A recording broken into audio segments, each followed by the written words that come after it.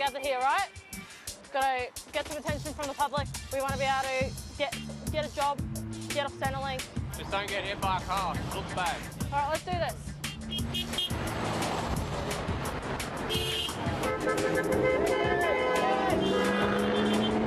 Come on, look enthusiastic guys.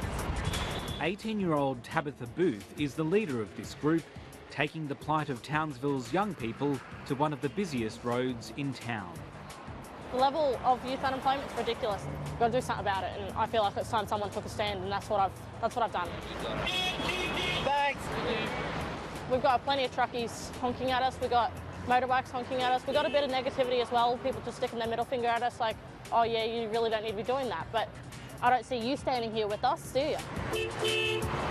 I've spent the last 3 years looking for work, and I have been close a couple of times, and I've gone homeless. I've gone without money for months on end. Now I'm a bit more stable being on the pension. It's not easy, especially being in a town where there's more people than jobs available. What do you need to do before you even think about going into an interview? The group's been taking lessons at the Queensland Youth Service, learning the basics of finding work. Many of them have left school, had odd jobs, and are now studying at TAFE or technical college. Leading the class is 21-year-old Tegan Marnie. She moved from Coffs Harbour and found herself briefly unemployed when she arrived in Townsville. It's good because I am so close to their age, and I have gone through a lot of the things that they have gone through. I mean, they all are pretty much fresh out of school, and they're always like, oh yeah, we've had such a rough run, and it's like, yeah, I can understand that.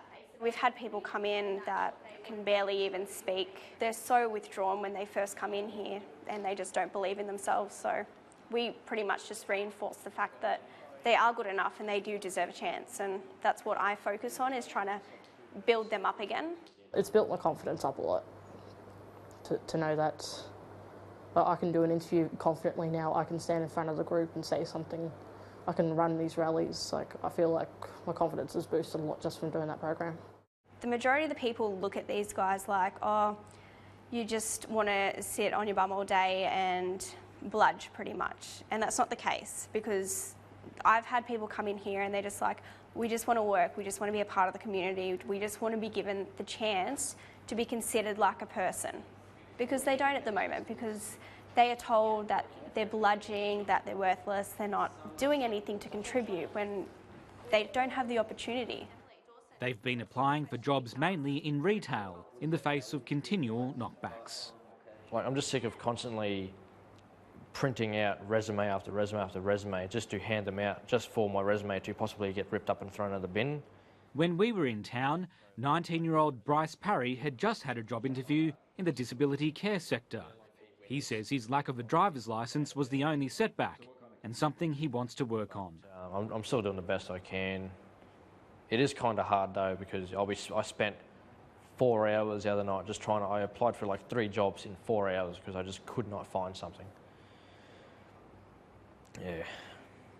It's like being kind of like pushed down, because it's like, I'm going to go apply for jobs and there's no jobs to apply for. And then you kind of like, well, maybe there'll be some next week. And then you go and look and it's like, there's none I can apply for. It's this constant up and down of hopefulness and trying not to get pushed back down by the fact that there's hundreds and hundreds of jobs going, but none that I can do at the moment. I have experience in food handling, food prep, teamwork, stuff like that. Yeah, so that's fine. That's fine. It frustrates me because I think there should be more opportunities for young people out there who don't have jobs and don't have a lot of experience. Because here's the way I see it. You need experience to get a job, but you need a job to get experience. That's your women's in league, so your women will love that one. Right? Great one, nice purple colours. The Townsville employment market is tight, and even the highly educated can't find work in their chosen field of study.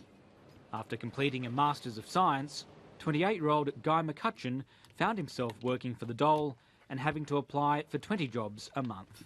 In a word, I would say arduous. It was very time-consuming. It felt there was a lot of pressure, especially when I was getting to the stage after the first couple of months. So that's looking at 40 to 50, 60 jobs that I'd already applied for at that stage. And on a local scale, when I'm applying for that many jobs, I'm starting to reapply to the same places. He's decided to stay in Townsville because of its renowned reputation in marine science. And as he works towards a marine biology career, he's grateful for finding work at a sports store in the city centre. It was a relief to get a yes. It was the first yes related to employment that I'd got in close to a year. Guy McCutcheon was taken on with the help of a state-based employment program which provides regional businesses with payments of at least $10,000. His boss, Ben Smith, says he's happy to train up young people with little experience, but believes this generation needs to be taught how to approach employers. We just find there's not enough care factor in presentation, in the way that they come in and apply for a job, even if it's dropping off a resume. It's very lackadaisical. It can be in a pair of thongs and a shorts and a t-shirt. At school, before they leave, the first skill set they should have is how to apply for a job, how to get a job. That should be one of the key subjects. I'm all for training them, as long as they've got the right attitude. Skill set, not as important, but if they come in and they've got a smarmy attitude and, you know, I'm better than this sort of thing, I don't care what they've done in the past, I don't want them.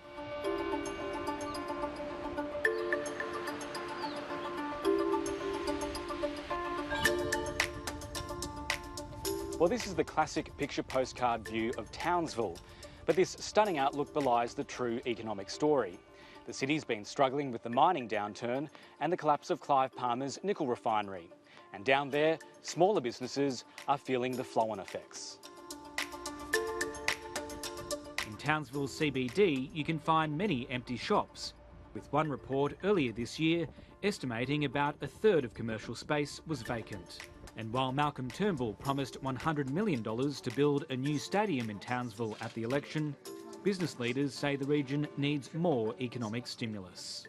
We're challenging the federal government on projects like the Northern Australian Infrastructure Fund. We need more of that facilitation and get projects underway. We're already nearly a year and a half after the announcement of that initiative and no funding has been placed yet. Also due to start in April next year is the Turnbull government's youth internship program. 120,000 placements of up to 12 weeks will be created, providing young people with an extra $200 a fortnight in support payments and $1,000 for businesses. The government won't say how many employers have signed on to the scheme so far, but that the Motor Trades Association and the Hotels Association intend to provide 9,000 of those internships. If I was offered an internship at a facility or a place that I could choose, I would take it immediately. If you're getting experience in a field of work, even if it's no pay, if you're actually working and gaining that experience and there is some incentive that the employer is willing to hire you if they like you, that's a great idea. In all honesty, I feel like it would mean that I can be able to get myself out there and show employers that I can work and hopefully be given a full-time job out of it, but just by doing an internship.